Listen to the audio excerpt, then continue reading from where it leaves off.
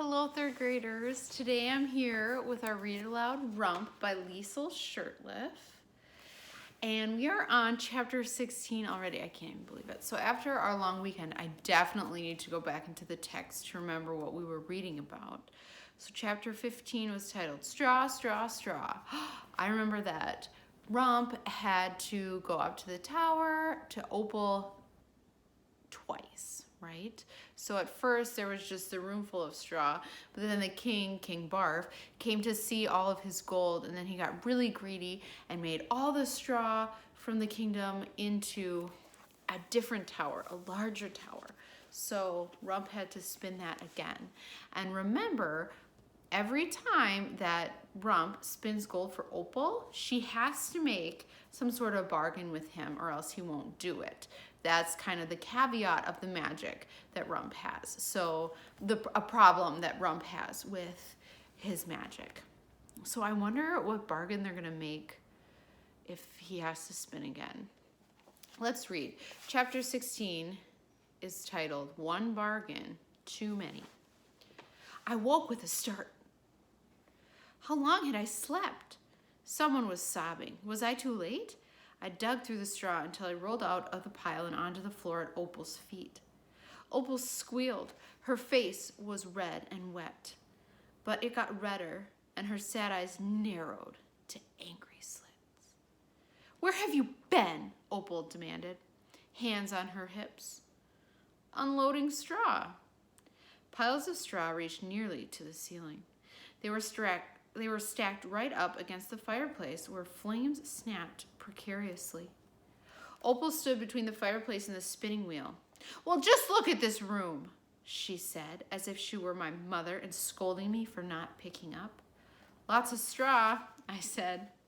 Exactly. The king has promised to make me queen after this batch. And if you mess it up, you'll be the first person I behead.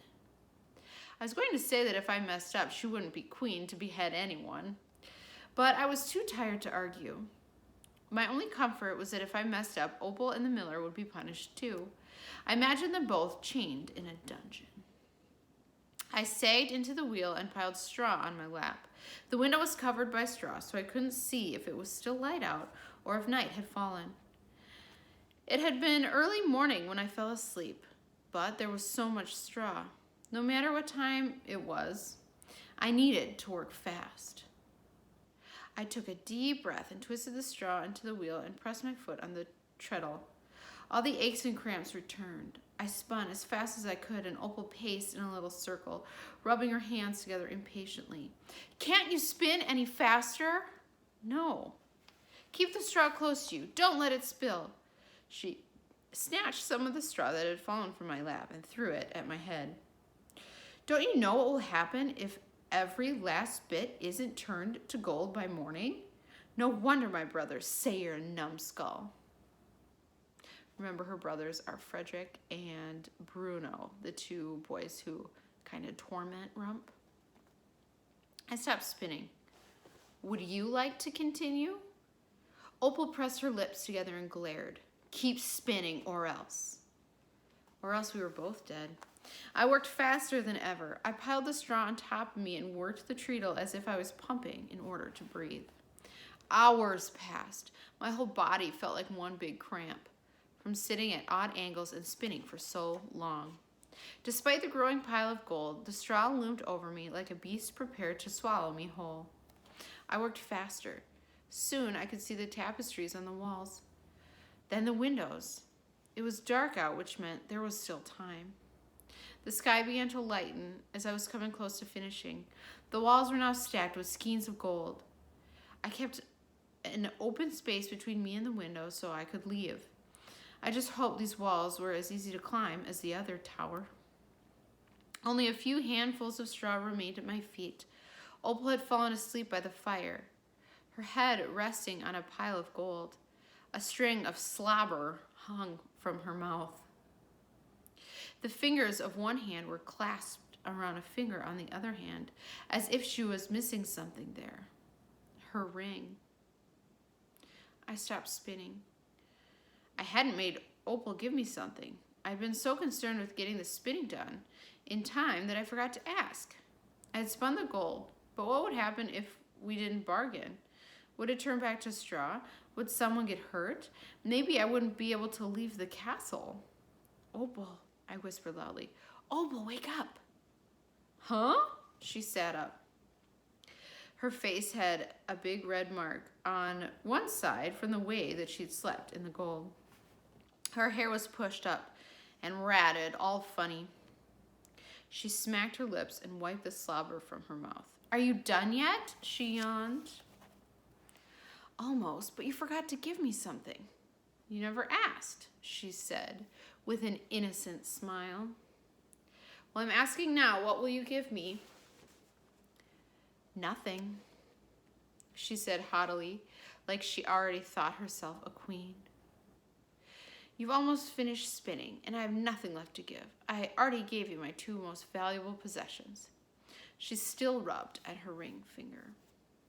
Well, I said, spinning the last of the straw, I can't let you have the gold unless you give me something. In fact, I can't even leave here until you give me something.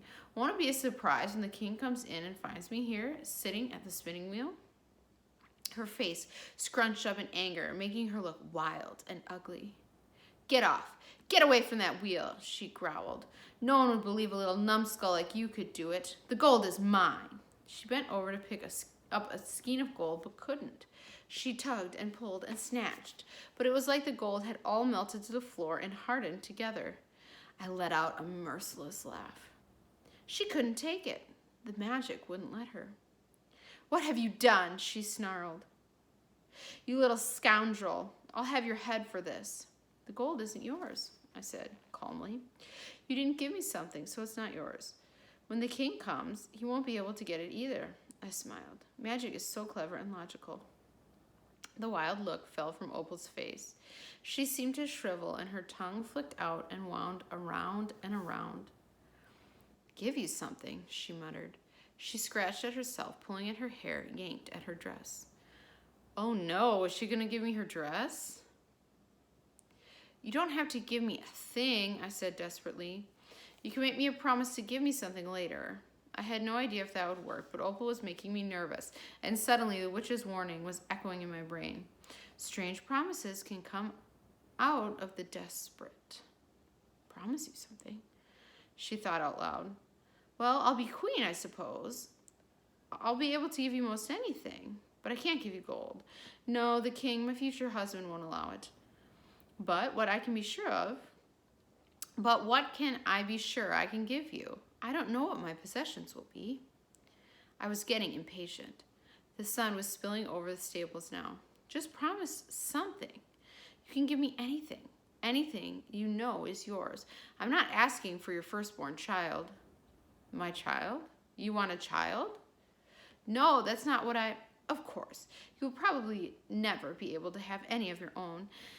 And I might have more than I can care for. She was rambling to herself now. My mother had 10 children, and her mother had a dozen. I'm sure I shall be the same. What is wrong with giving one to someone who shall have none? Or, if I never have one, I won't have to give it away. What harm is it to promise something that may never be? Opal! There were footsteps coming up to the tower. I wanted to tell her it didn't need to be a baby. It could be a biscuit. It could be an apple. It could be her dress. But my tongue became a rock in my mouth. Just give me something, I said. What will you give me? The footsteps came closer and Opal tensed. Get out, get out. You cannot be here when he comes. She pushed me towards the window. What will you give me? You can't take the gold until you give me something. I teetered on the windowsill.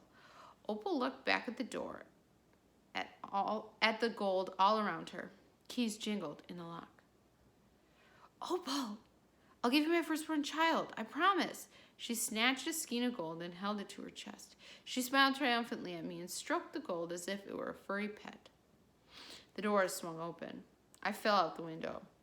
That moment would have been a good time to have a pile of straw beneath me. But for all the straw I had dealt with in my life, there was not even a tiny bit when I needed it most. I hit the ground, bounced and rolled, and finally came to rest on a thorny shrub. Ouch! I croaked and squeezed my eyes shut. Pain spread all over me and on me and in me. Thorns pricked and bruises and cuts and, ouch! It hurt to breathe. I think I broke my ribs and possibly my arm. I wasn't sure I could even feel my lungs. A flurry of movement and noise surrounded me, but everything was blurred and spinning. What's that? He just fell from the tower. Is he dead? He's alive, I think. Someone bent over me. Are you alive? I'm alive, I said breathlessly, and I'm going to have a baby. What did he say? Something about a baby. A baby, I said. And then I blacked out. So we're going to stop it there. And the next chapter, chapter 17, is called Martha's Endless Tales. So I can't wait to hear who found Rump, how they're going to help or hurt Rump, and what else happens in the story. All right, I'll see you tomorrow, third graders. Have a great day. Bye.